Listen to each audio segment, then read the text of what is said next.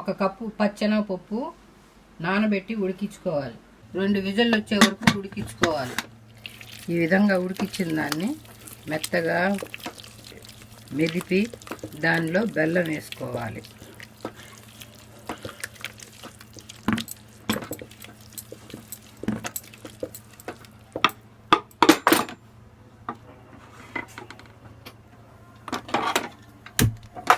Stove వెలిగించి దానిలో బెల్లం వేసుకొని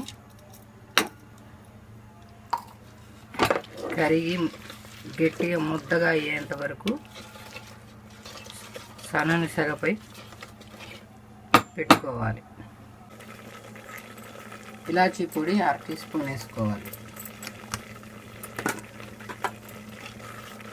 ముద్దగా చిక్కబడేంత వరకు కలుపుకోవాలి. ఉడికించిన పచ్చెనగపప్పు బెల్లం పాకం ముద్దగా అయిన తర్వాత ఇలా ఉండలు కట్టుకోవాలి. నానబెట్టిన మినపప్పును మిక్సీకి పట్టుకొని మెత్తగా రుబ్బుకోవాలి.